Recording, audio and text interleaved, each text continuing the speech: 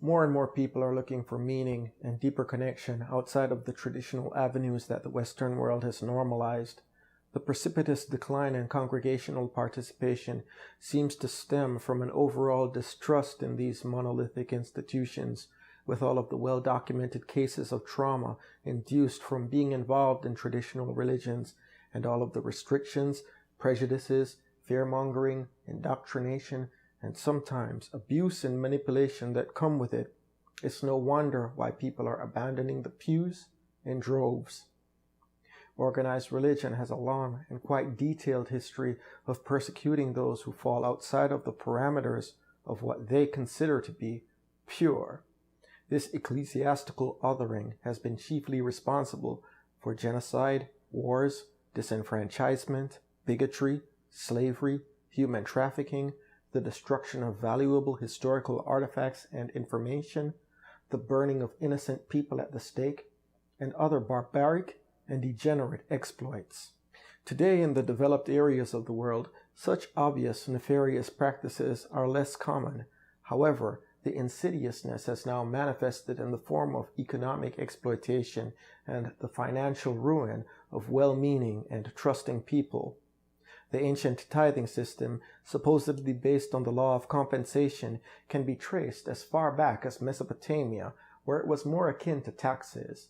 It has always been an issue of contention and always been prone to the abuses of power-hungry popes and kings. But nowadays, we have the opportunistic egomaniacs who understand the weaknesses in human psychology and who exploit others to enrich themselves. While the escape from such toxic environments causes some people to abandon all belief and embrace atheism in totality, you still have a good deal of people who believe that there's more to human existence than just chance, and they're seeking to connect with deity or something much grander than themselves.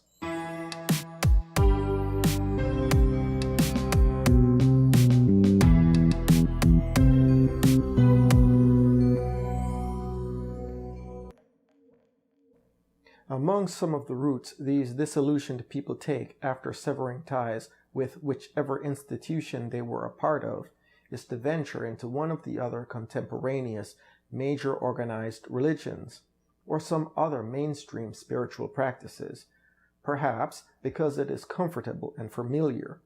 Others adopt any of the fringe underground systems on the periphery of society, and then there are others who attempt to create their own path.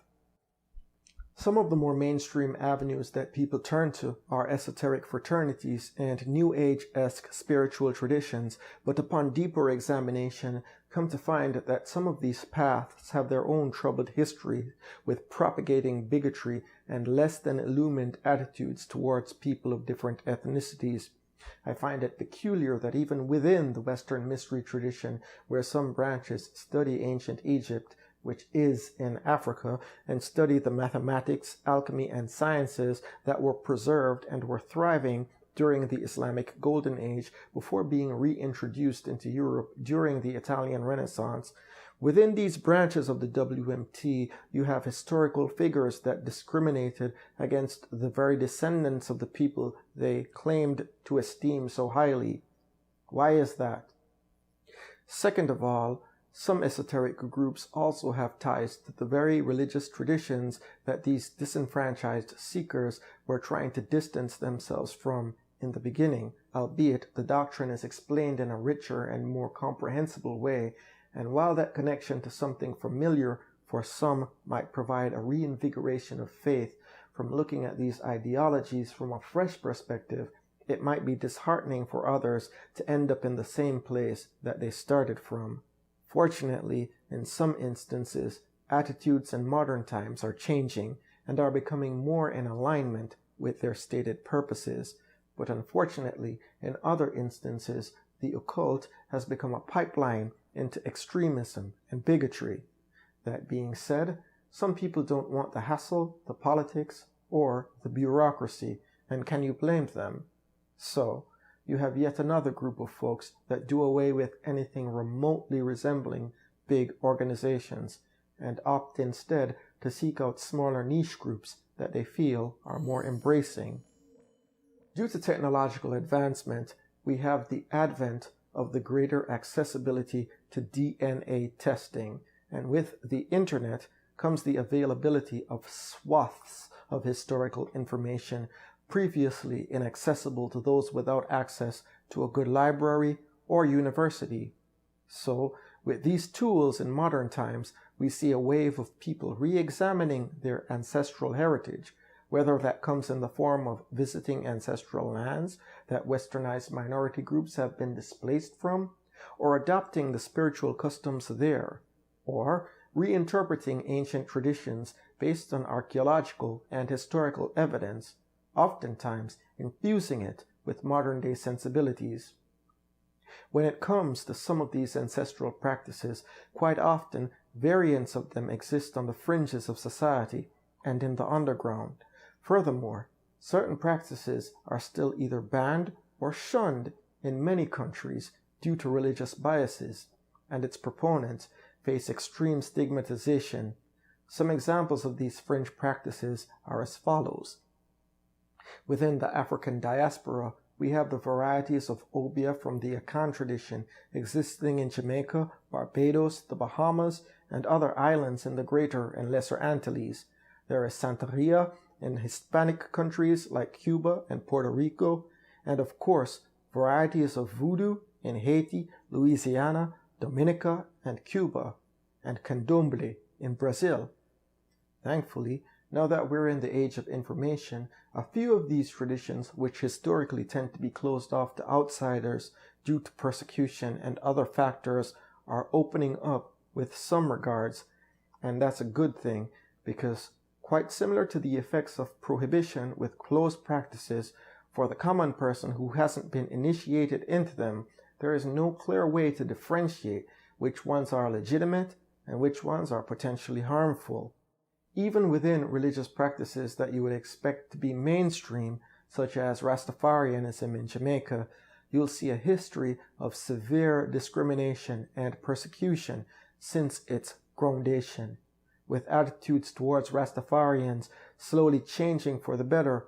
Unfortunately, in recent times, a child had their hair forcibly cut by a teacher without permission or consent, and it's a shame that this thing is still happening. It's interesting to note that just from a superficial glance, there also seems to have been some influence or even cultural exchange amongst Europeans and disenfranchised people. It's common knowledge that some of the practices like voodoo syncretized elements of Christianity into their expression, much like how the early Roman Church adopted the iconography of the so-called pagan groups they had conquered. On the converse, if you examine some of the sigils of ceremonial magicians in the Western mystery tradition, specifically in the case of Martinez de Pasquale, and compare it to the sigils of Haitian voodoo, Haiti being a country in which he spent a considerable amount of time in, one has to wonder who influenced whom. And even if there was no direct influence, the very fact that there's a similarity should tell you something, that there is an underlying truth being expressed. Now, the exodus into ancestral practices is by no means limited to the so-called minority groups of the various diaspora. You can see this trend amongst people of European, Scandinavian, and Asian descent as well. And not all people of European ancestry embrace Christianity, with witchcraft being one of the fastest growing alternative religions in America, perhaps the most recognized form of that being Wicca, which was a tradition that emerged in the early 1900s. But there are far older, dare I say, more ancient traditions that are being revisited, revived, or embraced from all across Europe, Scandinavia, Africa, Mesoamerica, and Asia.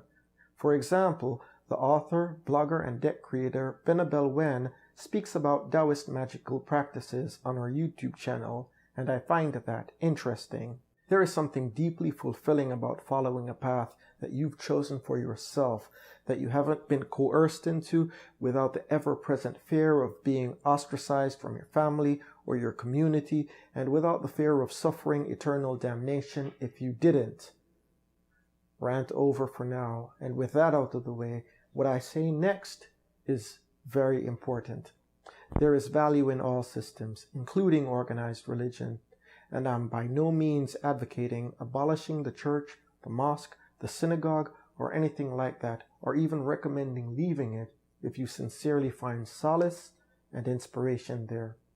What I am doing is shedding a light on some of the legitimate concerns that are shared by some left in the wake of heavy-handed religious practices. And speaking of heavy-handed, I apologize for the heavy nature of this video, but I feel like this is a topic that needed to be addressed, so I'm addressing it. Please let me know how you feel in the comments, and whichever spiritual route you take for yourself, whether it's traditional or unconventional, if it lifts you up, and if it uplifts humanity and the world, I respect you and I wish you all the best. Remember that we are all just human beings doing our best, and that the religious institutions, spiritual paths, and fraternal organizations are also just run by humans, and we are all prone to errors. But as long as we acknowledge that and move in a positive direction, then great. Thank you for watching. Peace and love.